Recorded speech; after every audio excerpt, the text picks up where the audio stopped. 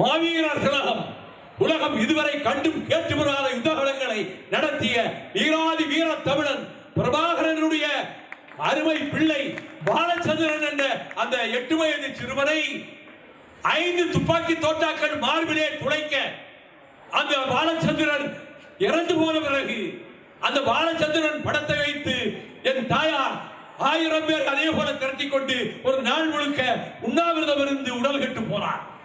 நான் அப்பல்லோ மருத்துவமனையிலே கொண்டு வந்து இங்கே சேர்த்தேன். அவர்கள் சொன்னார்கள், உயிருக்கு ஆபத்தை அவர்களாகவே ஏற்படுத்திக் கொண்டிருக்கிறார்கள், இனி அவர்கள் உண்ணாவிரதம் இருக்கக்கூடாது. நான் எந்த உத்தரவாதமும் நாங்கள் தர முடியாது என்றார்கள். அதிலிருந்து ஒரு மாதத்திலே என் தாயார் இறந்து போனார்.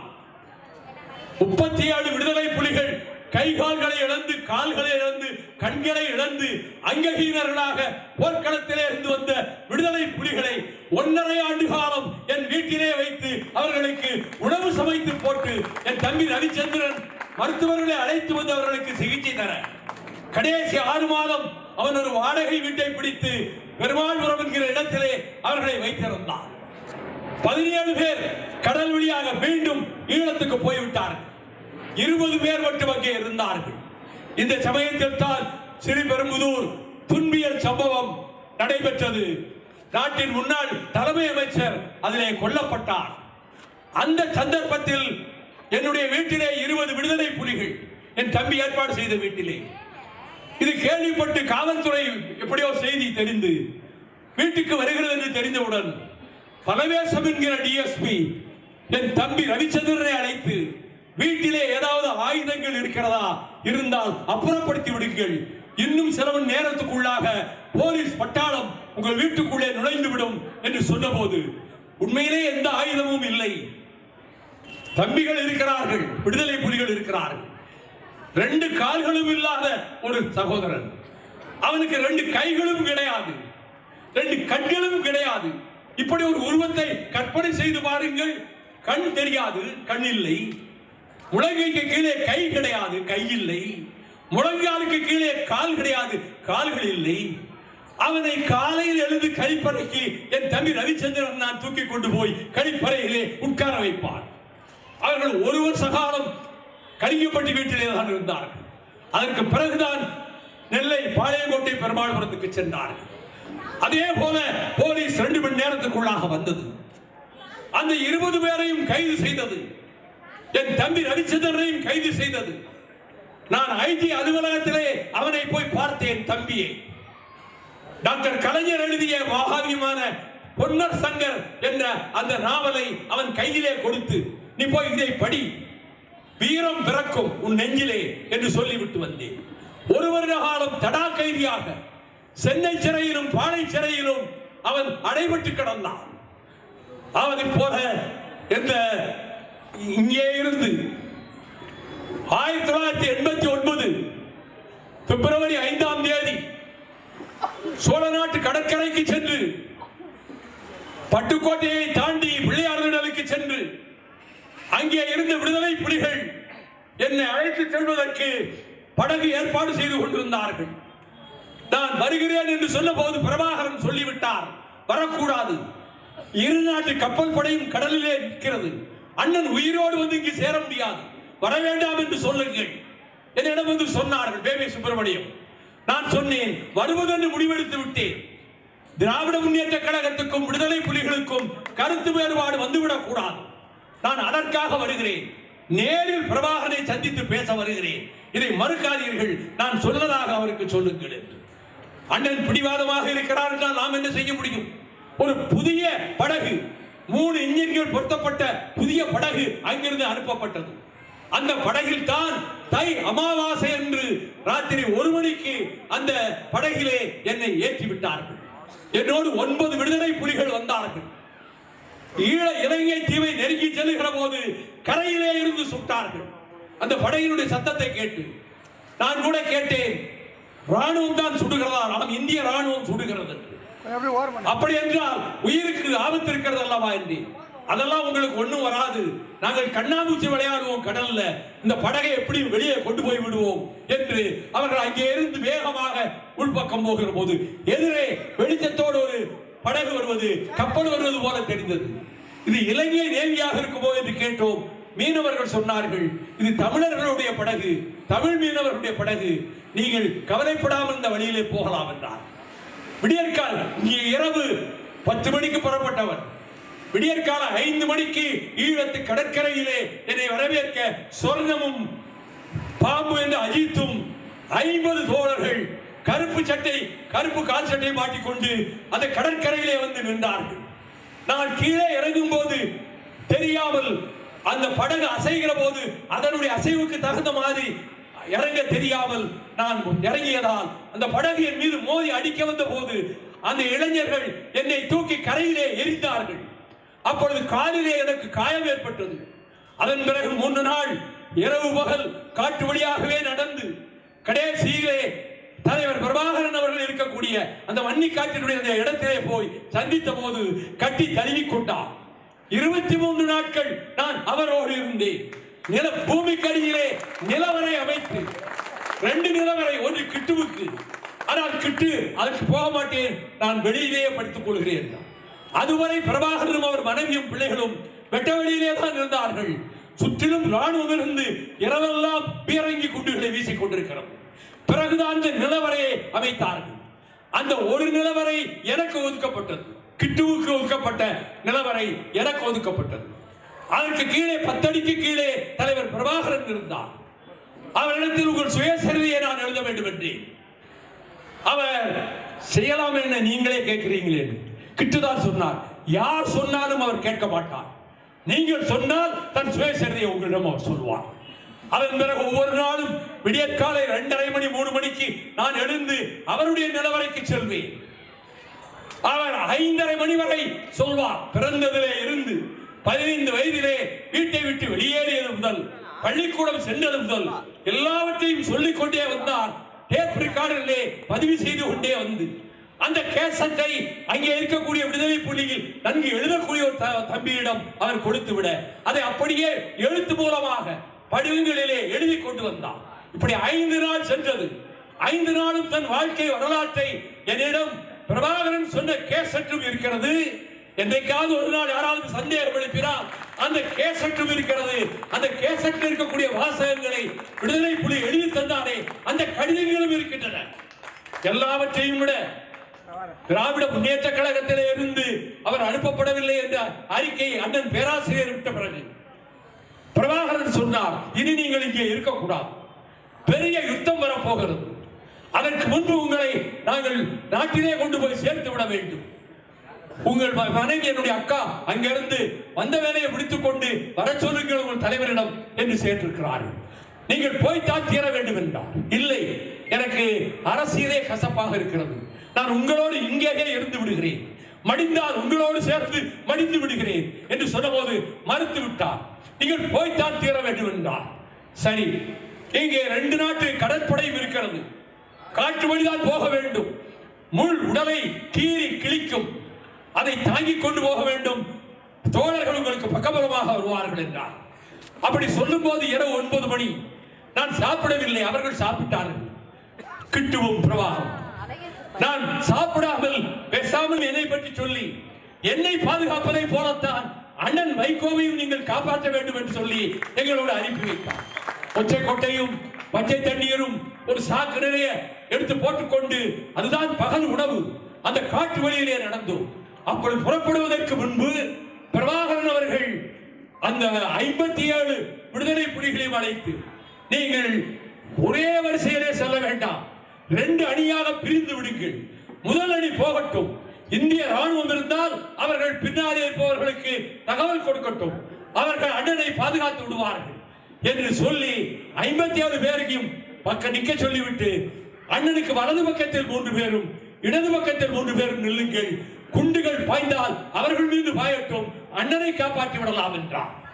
நான் உடனே கேட்டேன், இவ்வளவு ஏற்பாடு செய்கிறீர்களே, அவர்கள் ஒவ்வொருவரும் நச்சு குப்பி சயனைடு கேப்சூல் தங்கள் கழுத்திலே தொங்க விட்டிருக்கிறார்கள், இந்திய ராணுவம் வளைத்து விடுவானால், வெற்றி பெற முடியாவிட்டால் அவர்கள் அந்த சயனைடு குப்பிகளை கடித்து இறந்து விடுவார்கள், நான் பிடிவிடுவேன், என் நகக்கண்ணிலே ஊசியை ஏற்றி எந்த திசையிலிருந்து வருகிறான், பிரபாகரன் எவ்வளவு தூரத்தில் இருக்கிறார், என்று கேட்கக்கூடாத கேள்விகள் எல்லாம் கேட்கிற போது அந்த வலியை என்னால் தாங்க முடியுமா?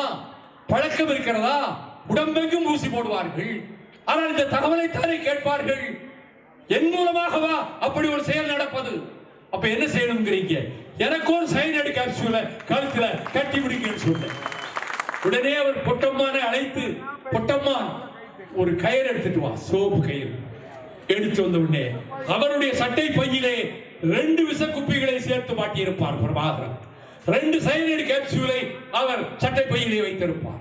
அந்த 2ஐயும் எடுத்தார். அதில் ஒரு சைனடைடு கேப்சூலை பிரித்தார், நச்சு குப்பியை பிரித்தார். பொட்டம்மான் கொண்டு வந்த கயிற்றிலே அதை கட்டினார். கட்டிவிட்டு என் கழுத்திலே அதை கட்டிவிட்டார். யாருக்கோ என்னென்ன பாக்கியமோ கிடைத்திருக்கலாம். விடுதலை புலிகள் எத்தனையோ பேர் அவரோடு விருந்து சாப்பிட்டு விட்டு கரும்புலிகளாக சென்று வாய்ந்திருக்கிறார்கள். எத்தனையோ பேருக்கு அவர் சைனடைடு கேப்சூல் கொடுத்திருக்கலாம். ஆனால் அவர் கழுத்தில் கிடந்த சைனடைடு கேப்சூலை, நச்சு குப்பியை இன்னொருவருக்கு கட்டியதாக வரலாறே கிடையாது. அப்படி வாங்கி கட்டிக்கொண்ட பாக்கியம் எனக்கு இருக்கிறது. சைனடைடு கேப்சூலும் என்னிடம் இருக்கிறது. அது ஒன்றுமாகவில்லை. அப்பொழுது டாக்டர் கலைஞருக்கு ஒரு கடிதம் எழுதி தருகிறேன் என்றார். எழுதுங்கள் என்று சொன்னேன். மரப்பஞ்சிலே நான் படுத்திருப்பார். அதிலே நான் படுத்துக் கொண்டேன், தூங்கிவிட்டேன். விழித்து பார்க்கிறேன், பிரபாகரன் எழுதி கொண்டே இருக்கிறார். எழுதி முடிக்கலையா? உங்களுக்காக எழுதி முடிச்சிட்டேன். அதை ஒரு பிரதி எடுக்கிறேன் என் நோட்ல. அந்த கடிதம் எனக்கு ஒரு காப்பி வேணும் இல்ல, அது பிரதி எடுக்கிறேன்னு சொல்லி அன்பின் அண்ணா கலைஞர் அவர்களுக்கு என்று தொடங்கி எழுதிய போது இங்கே தேர்ந்தெடுக்கப்பட்ட எம்பிக்கள் விலை போய்விட்ட காரணத்தால் இந்த சூழ்நிலையிலும் உங்களுடைய தம்பி வைகோபாலசாமி இந்த உயிர் போகும், மரணம் நேரிடும் என்று தெரிந்தும் உயிரை துச்சமாக மதித்து எங்களை சந்திக்க வந்தாரே, அந்த தியாக உள்ளத்தை நினைத்து நான் 1000 முறை இறக்கலாம் என்று பிரபாகரன் அந்த கடிதத்திலே எழுதியிருந்தார். சந்தேகம் இருந்தால் என்னிடம் யார் வேண்டுமானாலும் அந்த கடிதத்தின் பிரதியை பார்த்துக் கொள்ளலாம். நான் திருச்சி மாநாட்டிலே அந்த கடிதத்தை வெளியிட்டேன். அப்படி என்னுடைய தாயாரும் அந்த தியாக பரம்பரையிலே அந்த உணர்வோடு மடிந்து போனார். அதன் பிறகு இப்பொழுது காவிரி பிரச்சனை நடந்து கொண்டிருந்த பொழுது நீற்றோர்வை எதிர்த்து நான் நடைபயணம் புறப்பட்டேன். புறப்படுகிற இடத்துக்கு துவக்கி வைக்க நம்முடைய முதலமைச்சர் தளபதி ஸ்டாலின் அவர்கள் வந்தார்கள். அண்ணன் நெடுமாறன் வந்தார். அவர்கள் புலி, வில், கயல் எந்த கொடியை திருவாரூர் வீதிகளிலே 37லே 38லே டாக்டர் கலைஞர் அவர்கள் மாணவனாக பிடித்து சென்றாரோ அதே கொடியை என்னிடம் கொடுக்க சொல்லி ஸ்டாலின் அவர்களிடம் தர அவர் என்னிடம் இந்த கொடியை பிடித்துக் கொண்டு செல்லுகிறார். அப்பொழுது ஒரு பகுதி உயரத்துக்கு நெருப்பு எதிரே எழுந்தது. நான் பதறி போனேன். ஓடி சென்று எல்லோரும் அணைத்தார்கள். முழுவதுமாக அணைக்க முடியவில்லை. அங்கே துடிதுடித்துக் கொண்டிருந்தான். உடம்பெல்லாம் கருகி போன அந்த தம்பி அங்கே சிவகாசியிலே இளைஞரணி துணை செயலாளர். அதை எடுத்துக்கொண்டு நானும் பூமிநாதனும் செல்லவும் அப்பல்லோ மருத்துவமனையிலே சென்று இவரை காப்பாற்றுங்கள் என்று படுக்கையிலே படுக்க வைத்திருந்தார்கள். கண்கள் எரியவில்லை. நான் சொன்னேன், உன் மனைவி மக்கள் என்ன ஆவது, எதற்காக தீ குளித்தாய் என்று நான் கேட்டபோது அவன் சொன்ன பதில், நீங்கள் நாட்டுக்காக தியாகம் செய்கிறீர்கள், ஸ்டெர்லைட்டை ஒழித்து கட்டினீர்கள், முல்லை பெரியாரை காப்பாற்றினீர்கள், ஆனால் இன்னமும் உங்களை பற்றி இழிவாகவும் தவறாகவும் இணையதளங்களிலே உங்களை பற்றி தம்பி துரை வைகோவுக்காக பணம் திரட்டுவதற்காக வைகோ புறப்பட்டு விட்டார் என்று போட்டிருக்கிறார்கள். அதை படித்துவிட்டு இந்த தியாகம் செய்தவருக்காக இப்படிப்பட்ட கெட்ட பெயரை உண்டாக்க பார்க்கிறார்கள். நாம் தீக்குளிப்போம், செய்தி வெளியே வரும், ஏன் தீக்குளித்தார் என்று நாடு கேட்கும், இந்த தியாகம் வெளியே வரும் என்றுதான் நான் தீக்குளித்தேன் என்று சொன்னான். மறுநாள் அவன் கண்கள் மூடிவிட்டன, பேச்சு நின்று விட்டது, மூச்சு நின்று விட்டது.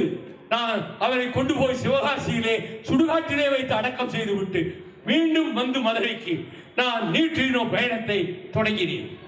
இதிலிருந்து 1 மாதம் கழித்து காவிரி பிரச்சனைக்காக தளபதி ஸ்டாலின் அவர்கள் தலைமையிலே அங்கே கடலூரிலே ஒரு பெரிய பொதுக்கூட்டம். அதிலே நானும் பேசினேன், உணர்ச்சிமயமாக பேசினேன். பேசிவிட்டு தஞ்சையிலே சென்று தஞ்சை அரசு விடுதியிலே தங்கினேன். இரவு 1 மணிக்கு, விடியற்காலை 6:30 மணிக்கு எழுந்து தொலைக்காட்சியை போட்டேன். தொலைக்காட்சியிலே ஒரு செய்தி ஓடிக்கொண்டிருந்தது. விருதுநகருக்கு பக்கத்தில் ஒரு 10 கிலோமீட்டர் தொலைவில் ஒரு இளைஞன் தீக்குளித்து சாகும் தருவாயில் இருக்கிறான். அவன் பெயர் சரவண சுரேஷ் என்று பார்த்தேன். நான் துடித்து போனேன். என் மனைவியினுடைய அண்ணன் மகன் அல்லவா சரவண சுரேஷ். ஒவ்வொரு தேர்தலுக்கும் அவன்தானே எல்லா உதவிகளும் எனக்கு பக்கத்திலிருந்து செய்பவன். அவனா தீக்குளித்தான். உடனே தொலைபேசியிலே நான் என்னுடைய மைத்துனருக்கு தொலைபேசியிலே பேசினேன். ஆமா நம்ம சுரேஷ் தான் தீ குளிச்சுட்டான். கண்ணு தெரியல, உடம்பெல்லாம் கருகி போயிருக்கு. நாங்கள் மதுரைக்கு அப்பல்லோவுக்கு போய்கிட்டு இருக்கிறோம். அப்பாவும் சொல்லியிருக்கான், மாமா கிட்ட ஒன்றும் சொல்லாதீங்க, இதெல்லாம் சொல்லாதீங்க சொல்லியிருக்கிறான். நான் போய் சேர்ந்துட்டேன் 2 மணி நேரத்துக்குள்ள மதுரைக்கு ஆஸ்பத்திரிக்கு அப்பல்லோவுக்கு. அவன் கிட்ட போகிறேன், பேச்சு இல்லை, மூச்சு இல்லை, மாறு போட்டு உயர்ந்து அழிந்து கொண்டிருந்தது.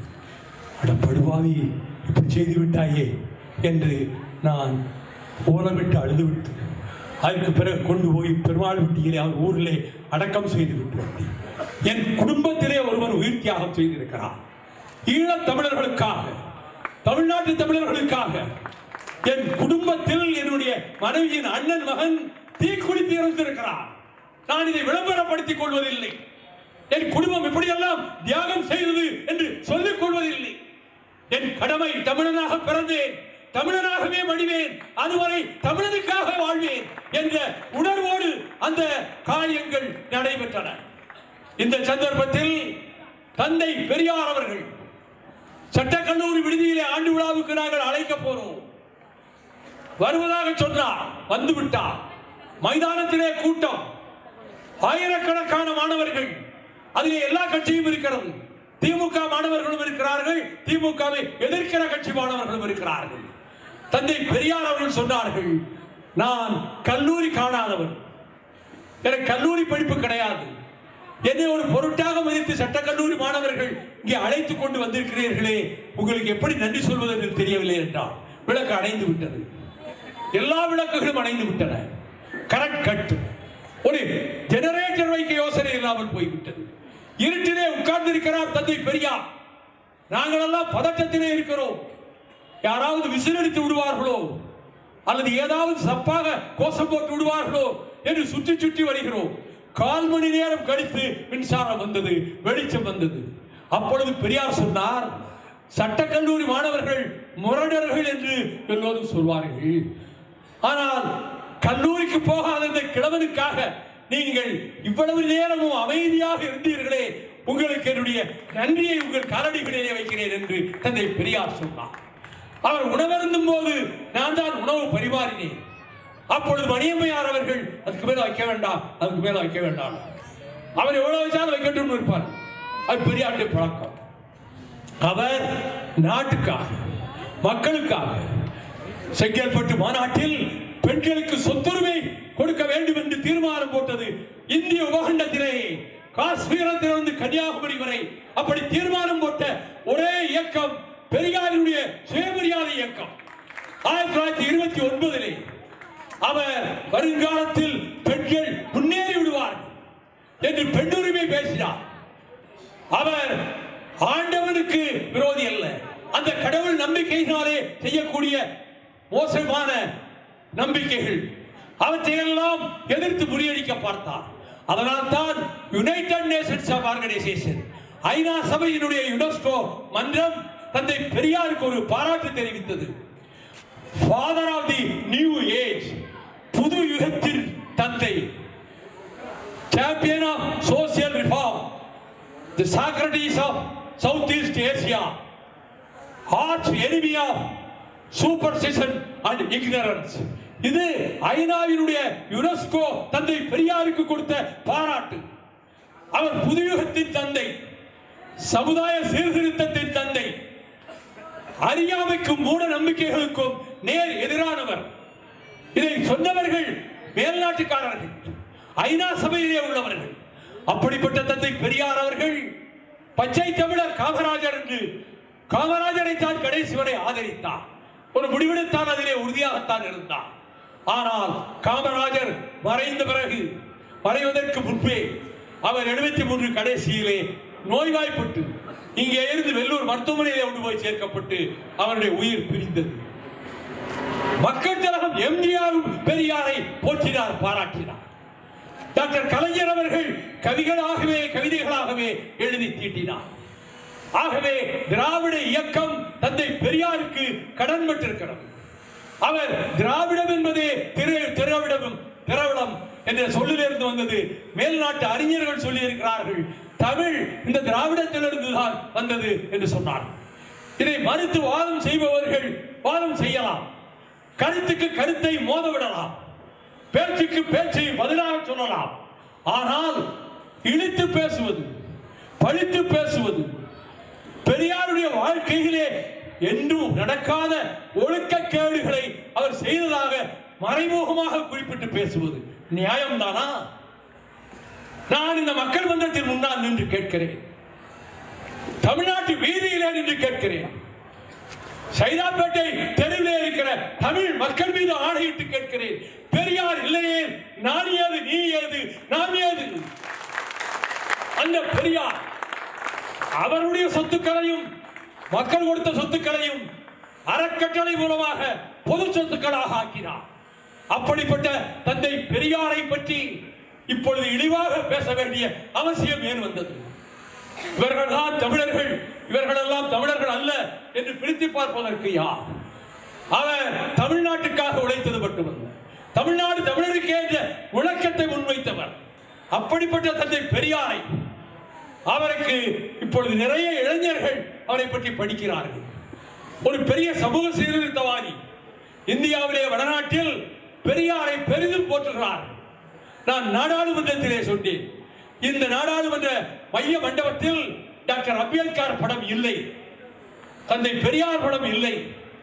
நான் அரசாங்கத்தை கேட்கிறேன், டாக்டர் அம்பேத்கர், பாபா சாஹிப் அண்டர் அம்பேத்கர் படத்தையும் அறிவாசான் தந்தை பெரியார் படத்தையும் இந்த மைய மண்டபத்திலே நீங்கள் திறக்க வேண்டும் என்று சொல்லி அரசு செவிசாய்க்கவில்லை. பின்னர் மாமனிதர் சமூக நீதி காவலர் பிபி சிங் பிரதமர் ஆனார். அவரிடம் போய் சொன்னேன், அம்பேத்கர் படத்தை தருங்கள், பெரியார் படத்தை தருவுங்கள். அம்பேத்கர் படத்தை திறப்பதற்கு உடனே ஆணையிட்டார். பிபி சிங் தயவில் தான் மைய மண்டபத்திலே அரசியல் சட்டத்தை எழுதி காட்டிய அம்பேத்கருக்கு படம் வந்தது. நான் கேட்டேன் பாராளுமன்றத்தில், அம்பேத்கர் படம் அந்த சுவற்றிலே வைத்தால் சுவர் தீட்டுப்பட்டு விடுமா?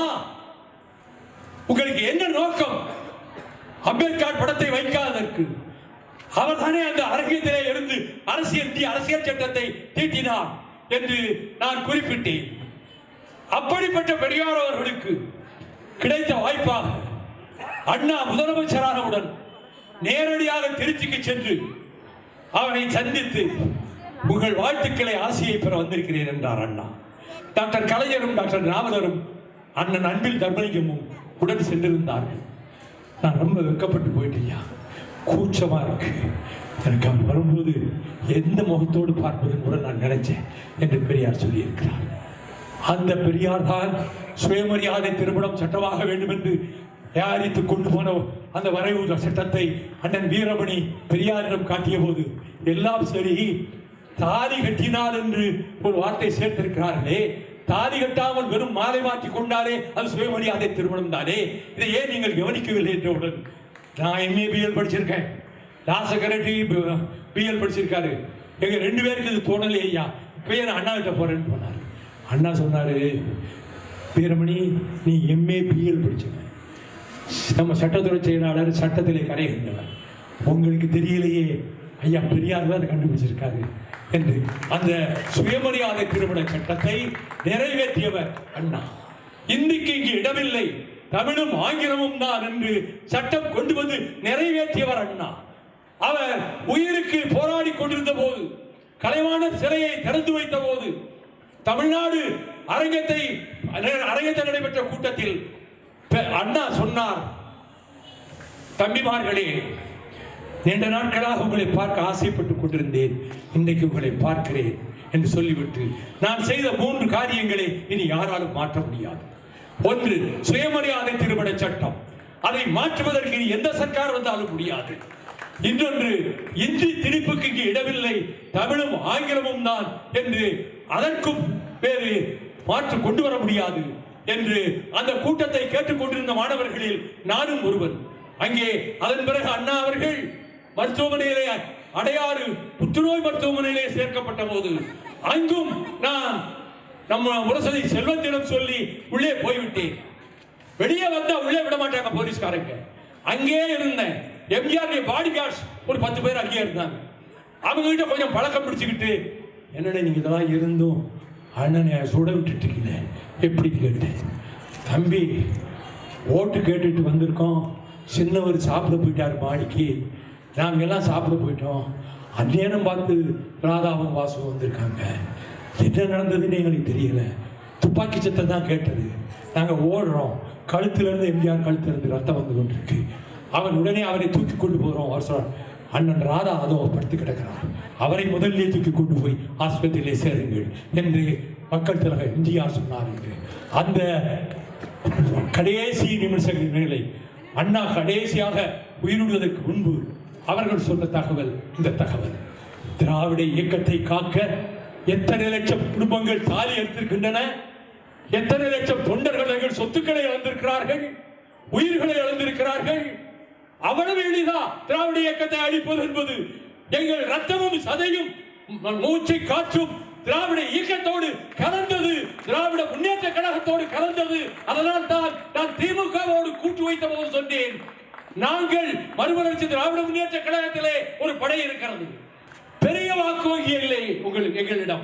ஆனால் என்னோடு இருக்கிற படை ஸ்பார்ட்டாவின் வீரர்களை போன்ற உறுதியான படை. இந்த பலத்தையும் திமுகவோடு சேர்த்து கொடுத்து விட வேண்டும். திமுகவோடு எங்கள் வலிமையும் இணைத்துக் கொள்ள வேண்டும். அவர்களை அழிக்க யார் நினைத்தாலும் எங்களை தாண்டித்தான் அவர்கள் பக்கம் போக முடியும் என்ற நிலையை நாங்கள் ஏற்படுத்தி காட்டுவோம் என்று பேசிவிட்டுத்தான் கூட்டணி வைத்தேன். அதிலே உறுதியாக இருக்கிறேன். திராவிட இயக்கத்தை காப்பதென்பது திமுக கழகத்தை காப்பது, தளபதி ஸ்டாலினுடைய ஆட்சியை காப்பது, அந்த ஆட்சி மீண்டும் வருவதற்கு மக்களிடம் செல்வது. இந்த உணர்வோடுதான் நான் முதல் கன்னியாகுமரி கடற்கரையோரம் இருக்கின்ற மறுமலர்ச்சி திமுக தொண்டரும் இருக்கிறார். நாங்கள் ஒரு முடிவெடுத்தால் அதிலே உறுதியாக இருப்பவர்கள். இப்படிப்பட்ட சூழலில் இந்திய எதிர்ப்பை குறித்து மீண்டும் கலைஞர் அவர்கள் 1987 அவர் சட்டத்தை எரிக்கின்ற போராட்டத்தை அறிவித்தார். கோவை மாநாட்டிலே அறிவித்தார். பார்க்கலே என்ன, இந்த சட்டத்தை எரிக்கிறவர்கள் பட்டியலில் உங்கள் பெயர் எடுக்கப்பட்டு விட்டது என்று சொன்னார். அதிர்ச்சி அடைந்த நான் அண்ணன் கலைஞர் அவர்கள் வீட்டுக்கு போகும்போதெல்லாம் அந்த காரிலே உடன் செல்வேன். அவரோடு சென்றேன். அண்ணன் மாறனும் பக்கத்திலே உட்கார்ந்து இருந்தார். நான் ஒன்றும் பேசவில்லை. கார் நின்றவுடன் மாறன் இறங்கி போய்விட்டார். நான் பெருவென்று கலைஞர் போவதற்கு முன்பே நிலைப்படியிலே போய் நின்று கொண்டேன். கலைஞர்கிட்ட என் பேரை ஏன் எடுத்தீங்க கேட்டேன். என்ன சொல்றேன், சட்டத்தை கொளுத்துவேன் என்று மதுரையிலே என் பெயரை நீங்கள் அறிவித்தீர்கள், இன்றைக்கு முரசொலியிலே என் பெயர் இல்லையே, வேண்டான்னு மாறி சொல்றேன். இங்க உள்ள 10 எம்எல்ஏ பதவியை பறிச்சுட்டாங்க, உங்க பதவியும் பறிச்சுட்டா பாராளுமன்றத்திலே நமக்கு உருப்படியாக பேசிக் கொண்டிருக்கக்கூடிய ஒருவனையும் நாம் இழக்க நேரிடும் என்று முரசொலி மாறன் ரொம்ப வருத்தப்படுகிறார். நீ சட்டத்தை கொளுத்த கூடாது. அண்ணே நான் சட்டத்தை கொளுத்துவேன். ஊரெல்லாம் நாடெல்லாம் போர்டு வச்சிருக்கான், வை கோபாலசாமி சட்டத்தை கொளுத்த போகிறார். நான் சட்டத்தை கொளுத்தாமல் திரும்பினால் கலைஞரின் ஆணைக்கு இணங்க நான் வந்தேன் என்று சொல்வதை யார் நம்புவார்கள்? பயம் வந்துருச்சு, பதவி போயிடும். அதான் வீராதி வீர இடியென முழங்குகிறவன், மின்னலென பாய்கிறவன் இதை நினைத்து பார்த்து ஓடி போய்விட்டார் என்று டீ கடையிலே 2 பேர் பேசும்போது திமுக தொண்டனுடைய மனநிலை என்ன பாடுபடும் அதை கேட்கிற போது என்று நான் சொன்னேன். அவர் ஒன்றும் சொல்லல. நான் வீட்டுக்கு வந்த போன் எடுத்து கீழே வச்சுட்டேன். அப்ப செல்போன் எல்லாம் கிடையாது. போன் ரிசீவர் எடுத்து கீழே வச்சுட்டு ஊருக்கு பிறகு போய் அம்மா காலில் விழுந்து நான் முக்கியமான ஒரு போராட்டத்துக்கு போறேன்னு சொல்லிட்டு வந்துட்டேன். 2 தந்தி கொடுத்தார் கலைஞர். அவர் கொடுக்க வச்சிருப்பாங்க. கலிங்கப்பட்டிக்கு ஒரு தந்தி, நெல்லை மாவட்ட செயலாளருக்கு ஒரு தந்தி. கோபாலசாமி எக்காரணத்தை விட்டுட்டும் சட்டத்தை கொளுத்தக்கூடாது. என்கிட்ட வந்து கேட்டார், உன் வேலையை பார்த்து போயா, சட்டத்தை கொளுத்துறதுன்னு முடிவெடுத்தானே அறிவிச்சிருக்கிறோம், எந்த வீதியிலே எந்த முகத்தை நான் முடிக்கிறது, சட்டத்தை கொளுத்துவேன். அரசியல் சட்டத்தை கையில் எடுத்துக் கொண்டு சென்றேன். ஐஜி ஜாஃபர் அலி அவர் தொலைவிலே இருக்கிறார். அப்பொழுது அவர் டிஐஜி. பாண்டியன் எஸ்பி அவர் தொலைவிலே இருக்கிறார். போலீஸ் பட்டாளம் இருக்கிறது. நான் அரசியல் சட்டத்தின் அந்த பிரதியை கையில் எடுத்துக் கொண்டு இதோ நான் கொளுத்துவது இந்திய அரசியல் சட்டம், நான் கொளுத்துவது இந்திய அரசியல் சட்டத்தின் 17வது பிரிவு, இதை கொளுத்துவதற்கு நான் என்ன தண்டனை வந்தாலும் ஏற்றுக்கொள்ளக்கூடியவன்.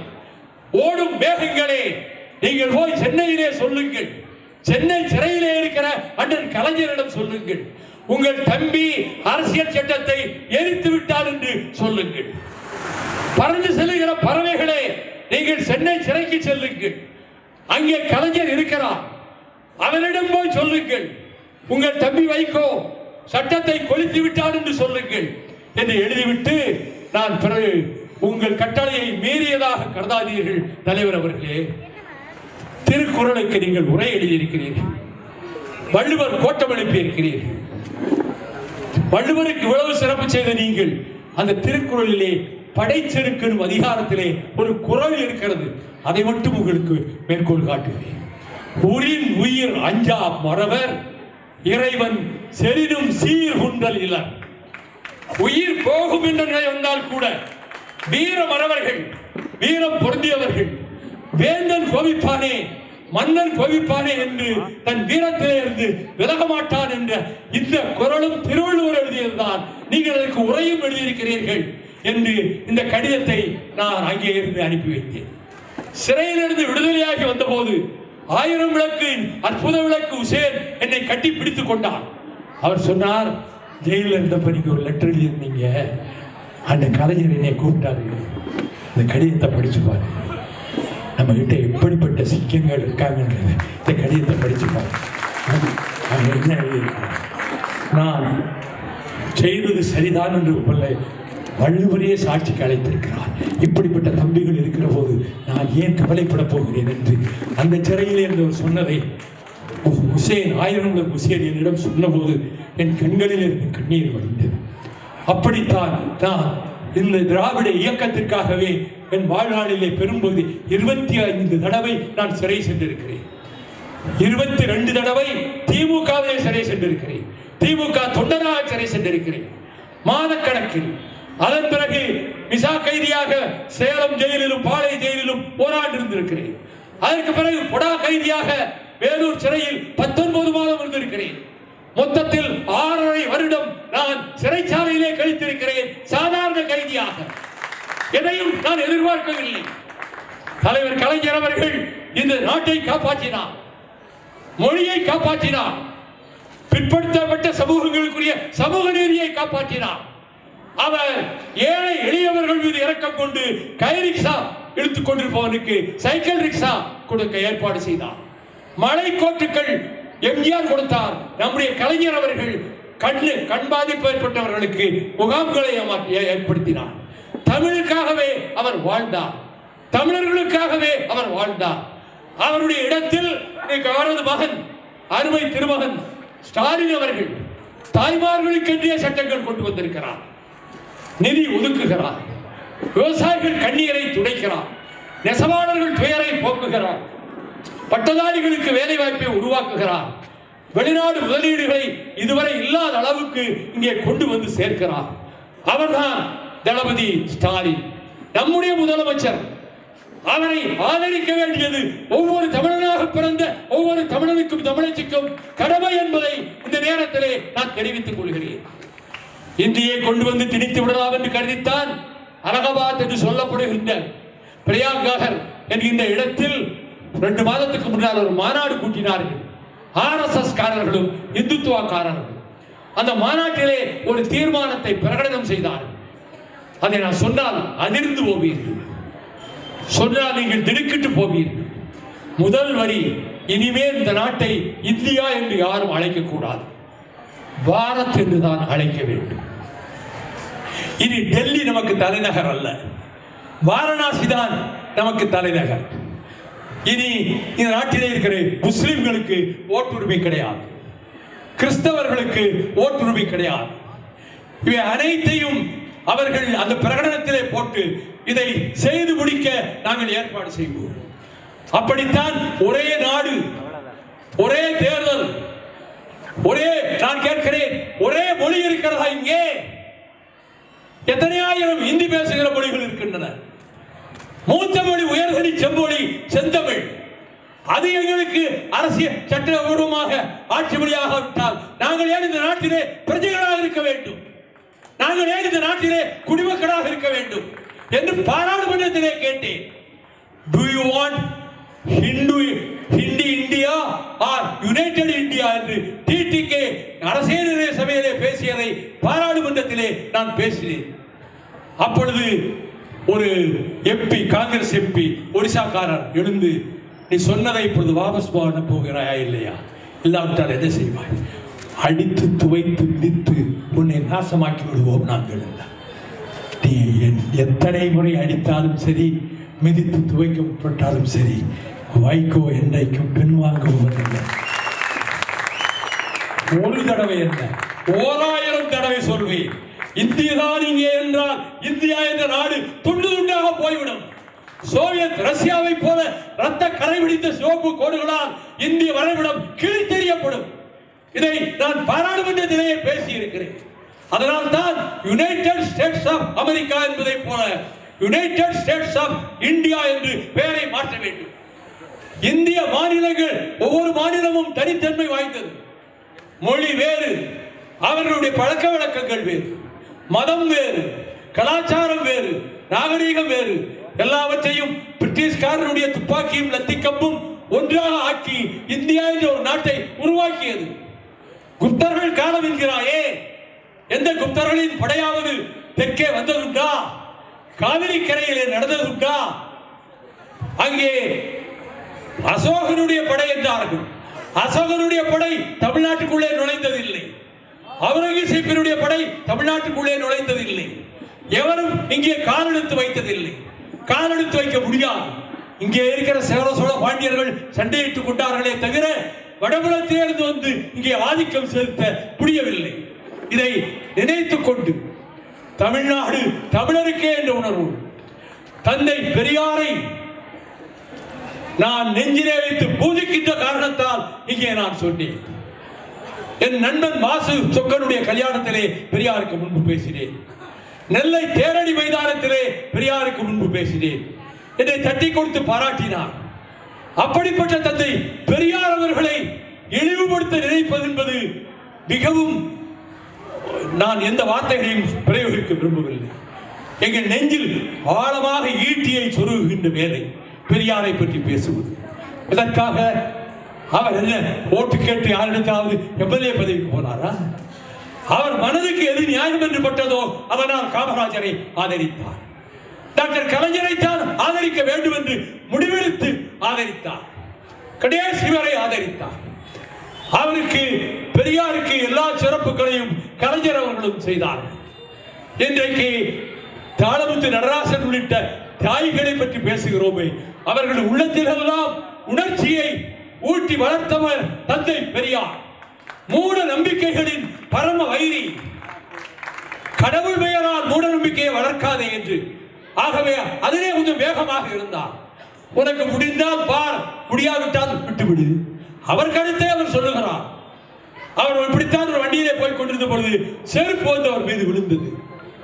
உடனே வண்டி ஓட்டுறவனை பார்த்து, ஏய் சக்கா கொஞ்சம் திருப்பு, ஒரு செருப்பு தான் வந்திருக்கு, இன்னொரு செருப்பாக வச்சிருப்பான், அதை திரும்ப எறிட்டும், நமக்கு 2 செருப்பு கிடைச்சிடும், வண்டி திருப்பிட்டு போக வச்சுருக்காரு. அதே மாதிரி இன்னொரு செருப்பை வீசுறாங்க. அந்த செருப்பை எடுத்துட்டு போய் நம்ம யாராவது போட்டு பயன்படுத்திக்கிறோம். அவனுடைய கோபத்தில் ஆத்திரத்தில் எதையோ செய்திருக்கு. அப்படிப்பட்ட புண்ணியமான ஐயா பெரியார். பெரியாரை பற்றி பேசுகிறவருடைய நாக்கு அழிவு போய். பெரியாரால் தான் நாங்கள், பெரியாரால் தான் திராவிட இயக்கம், பெரியாரால் தான் திமுக, பெரியாரால் தான் இந்த தமிழ்நாட்டை இன்றைக்கு நம்முடைய தளபதி ஸ்டாலின் வலுவாக நடத்தி கொண்டிருக்கிறார். ஆகவே உறுதி எடுத்துக் கொள்ளுங்கள், இந்தியை எந்த பக்கத்திலும் திணிக்க விட மாட்டோம். இந்தியை திணித்துத்தான் தீர்வோம் என்றால் இந்தியா துண்டாடப்படுவதை எந்த சக்தியாலும் தடுக்க முடியாது என்று கூறி, வாழ்க தந்தை பெரியாரின் புகழ், வாழ்க பேரறிஞர் அண்ணா புகழ், வாழ்க டாக்டர் கலைஞர் புகழ், வெல்க தளபதி ஸ்டாலின் ஆட்சி. நன்றி, வணக்கம். நீங்க தொடர்ந்து பார்க்கணும்னா லைக் பண்ணுங்க, ஷேர் பண்ணுங்க, கண்டிப்பா சப்ஸ்கிரைப் பண்ணுங்க. சப்ஸ்கிரைப் பண்ணணும்னா கீழே உள்ள பெல் ஐக்கானை கிளிக் செய்யவும். அதன் பின் உங்கள் இமெயில் ஐடியும் பாஸ்வேர்டும் டைப் பண்ணாலே போதும். Hi, this is Inia here. For more filmy entertainment news, subscribe to